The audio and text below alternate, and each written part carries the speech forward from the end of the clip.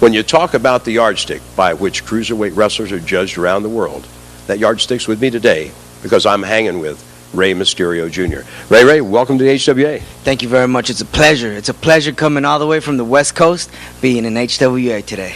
And of course, you are, when I say the yardstick, you were probably the guy that set the bar for the high flyers in the cruiserweight division. You've been the champion in Mexico. You've been 5-time WCW World Cruiserweight Champion. You've wrestled, my God, Dean Malenko, Juventud Guerrero, Psychosis, every top star in the cruiserweight division, and you've scored a win over each and every one of these guys. What's left for you?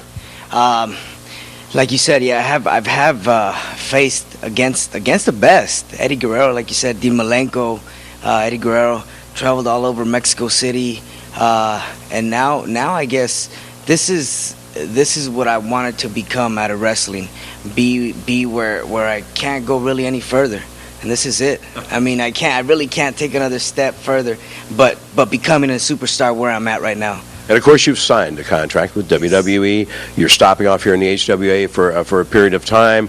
And how do you feel about the comp? Of course, I won't say it's a warm up because the cruiserweight competition here in the HWA is pretty stiff itself. Yes, I see. I had my first experience last night.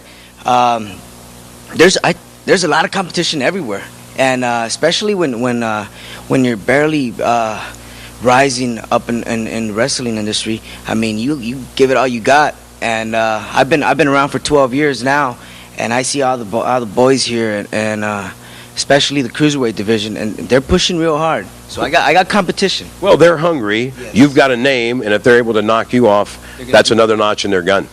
You know, we're talking about wrestling in Mexico, a lot of cruiserweights there in the United States. One of the big problems, as we both know, a lot of the American wrestlers are not able to convert to the Mexican style and vice versa. But one of the things that has stood you in good stead and put you at the top in both countries is the fact you are so versatile and you can wrestle both styles. Yeah, I think that's a gift from the Lord.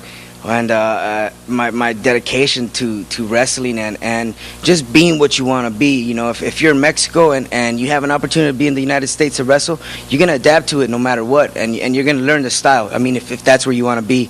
And fortunately, it happened to me. And you've had good tag team partners. That's another. I mean, you haven't just excelled in singles, but as well with tag. You and Conan were a strong tag team in WCW. Yes. I mean, the crowd reaction was great while we were working there, and I had Billy Kidman too as a tag team partner.